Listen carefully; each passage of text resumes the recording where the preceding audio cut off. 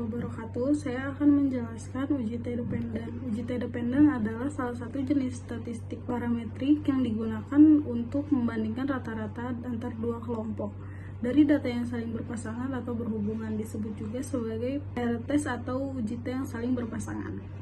Tujuannya untuk mengetahui apakah terdapat perbedaan yang signifikan secara statistik antara dua rata-rata dari data yang berhubungan. Dan selanjutnya saya akan menjelaskan langkah-langkah dependen. Oke, di sini ada data panitia kewirausahaan ingin melakukan evaluasi tingkat keberhasilan pelatihan berupa peningkatan skill kewirausahaan pada para pelaku UMKM di Kabupaten Karawang yang memiliki berupa data skor pre-test dan post-test sejumlah 30 orang. Dan yang pertama ini input data view, yang kedua variabel view, yang ketiga kita uji normalitas, klik analis, deskriptif, statistik, dan explore. Maka muncul kotak dialog explore, input atau pindahkan pretest dan posttest ke dalam kotak dependent list, dan klik plots. Dan yang kelima muncul kotak dialog explore put, centang faktor level together, steam and leave, lalu klik continue dan klik OK. Dan yang kedua ada uji hipotesis. Dari menu kita klik analis, compare mean, dan paired simple test. Dan yang kedua muncul kotak dialog paired simple test, klik present test pada variabel 1 dan post test pada variabel 2. Yang ketiga klik option, maka pada kotak confidence interval percentage tuliskan 95, klik continue, klik OK. Dan yang terakhir ada uji Wilson dari menu, kita klik analis dan parametric test, legacy dialog, klik 2 related sample. Dan yang kedua muncul kotak dialog to relate sample test, input variabel pre-test dan variabel post-test ke kotak test pair secara bersamaan pada bagian test type terus centang Wilson. Lalu klik OK. Selanjutnya saya akan menjelaskan hasil output SPSS. Saya akan menjelaskan uji normalitas. Uji normalitas ada dua jenis, Kolmogorov-Smirnov dan Shapiro-Wilk. Pretest Kolmogorov-Smirnov-nya di signifikannya 0,004, Shapiro-Wilk-nya 0,075. Post-test Kolmogorov-Smirnov-nya signifikannya 0,001, Shapiro-Wilk-nya 0,000. Dan yang kedua saya akan menjelaskan paired simple test. Paired simple test itu ada 3, yang pertama deskriptif, yang kedua uji korelasi, dan yang ketiga paired simple t-test. Pertama deskriptif, min pretestnya 34,3667, post-testnya 37,87, dan uji korelasi signya 0,531, paired sample t-testnya signya 0,000. Dan saya akan menjelaskan uji Wilson. Yang pertama ada rank, yang kedua ada tes statistik. Dan yang terakhir ada uji Wilson positive rank, di min ringnya 15,00, sum of ranks-nya 435,00, dan tes statistiknya 0,000. Di sini saya akan menjelaskan hasil dan kesimpulan dari yang pertama, yaitu uji normalitas. Hasil uji normalitas menggunakan Shapiro-Wilk. Signifikan pretest adalah 0,075 dan signifikan post-test adalah 0,000. Kesimpulannya, signifikan pretest sebesar 0,075 lebih besar dari 0,05 dan signifikan post-test sebesar 0,000 lebih kecil dari 0,05.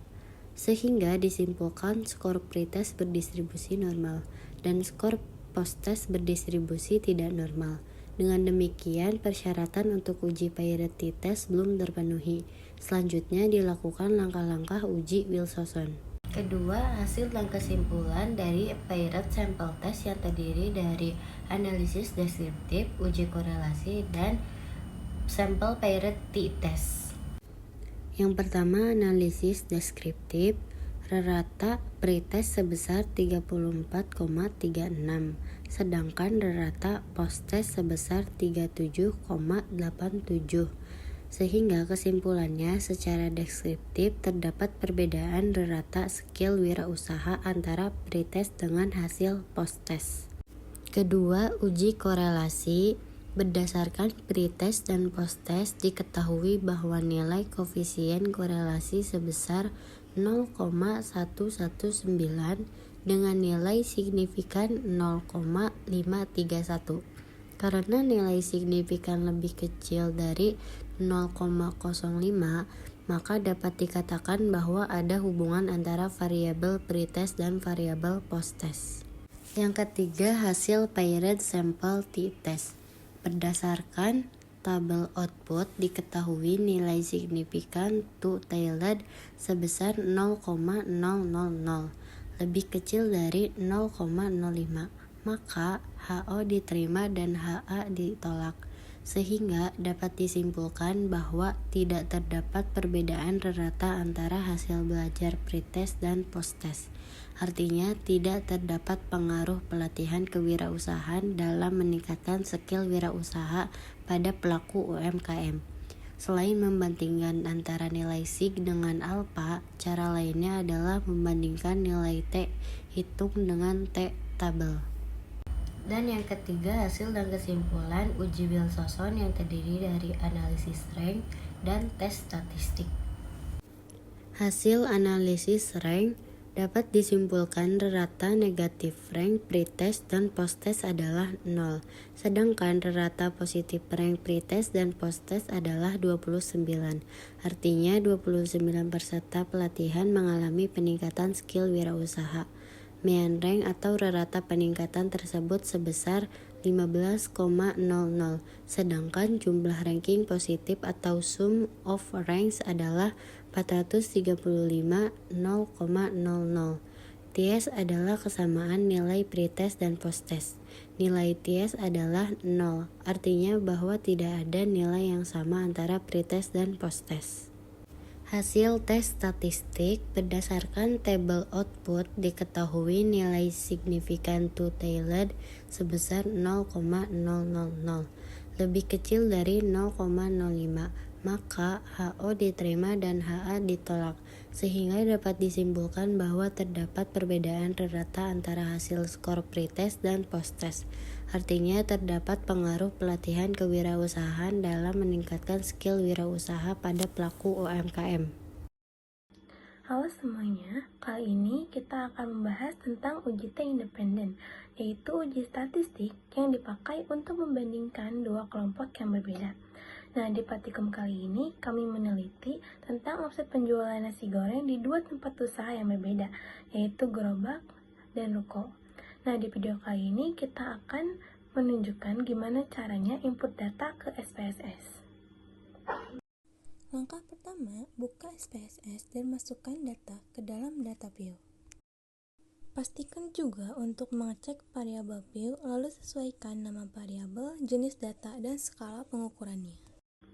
Setelah data masuk, kita melakukan uji normalitas, yaitu untuk memastikan bahwa data dari masing-masing kelompok berdistribusi normal. Kita lakukan uji normalitas terlebih dahulu. Klik menu Analyze, pilih Descriptive Statistic, lalu klik Explore. Lalu, masukkan variabel skor ke dependent list dan variabel kelompok ke factor list. Setelah itu, klik tombol plot, lalu centang normality plot with test, klik Continue, dan tekan OK.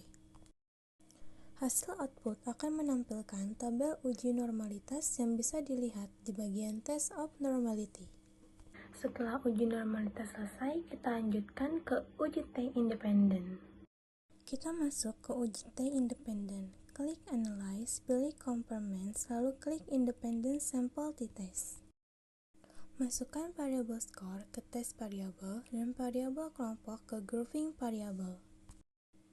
Klik tombol Define Group, lalu isi dengan angka 1 untuk grup 1 dan 2 untuk grup 2. Setelah itu, klik Continue dan OK.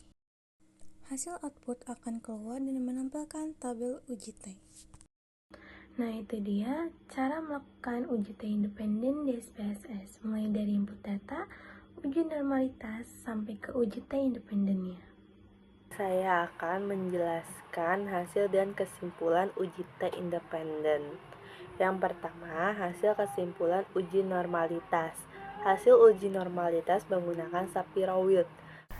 Di sini ada gerobak yaitu 0,405, rukonya signya yaitu 0,111.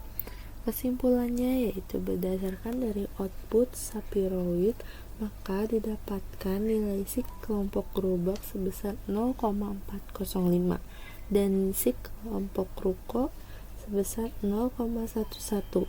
Karena nilai sig kedua kelompok lebih besar dari 0,5, maka dapat disimpulkan bahwa kedua data berindustri normal, sehingga syarat untuk uji T independen telah terpenuhi. Selanjutnya dilakukan langkah-langkah uji T. Kedua, hasil dan kesimpulan uji T independen sample test. Yang pertama ada analisis deskripsi. Hasilnya yaitu gerobak ratanya 7,1700, sedangkan ruko ratanya 2,0967. Kesimpulannya yaitu berdasarkan hasil SPSS, maka didapat rata sampel skor kelompok gerobak sebesar 7,1700 dan rata kelompok ruko sebesar 2,0967. Secara deskriptif dapat disimpulkan bahwa pada sampel terdapat perbedaan rata omset wirausaha antara kelompok gerobak dan kelompok ruko, yaitu omset kelompok ruko lebih kecil daripada omset kelompok gerobak. Untuk membuktikan apakah perbedaan tersebut signifikan pada populasi atau tidak, maka dapat dilihat pada output kedua sebagai berikut. Yang kedua yaitu hasil independen t-test. Hasilnya yaitu uji homogenitas F-nya yaitu 0,813, sig-nya yaitu 0,382, sedangkan gerobak ruko T-nya 10,414, sig-nya yaitu 0,000. Kesimpulannya yaitu berdasarkan hasil output, maka didapatkan sig level test for equality of variance sebesar 0,382 lebih besar dari 0,05. Artinya variance data antara kelompok gerobak dan kelompok ruko homogen, sehingga penafsiran tabel output independent simple test berdoman pada equal variance assumed untuk nilai sig 2 table, yaitu sebesar 0,000. Berdasarkan hal tersebut, maka dapat disimpulkan HA diterima. Artinya, terdapat perbedaan rata omset wirausaha antara kelompok gerobak dan kelompok ruko. Mengingat secara deskriptif output 1 rata-rata omset kelompok ruko, rata-rata omset kelompok gerobak, maka dapat disimpulkan juga bahwa omset kewirausahaan kelompok gerobak lebih baik dibanding kelompok ruko.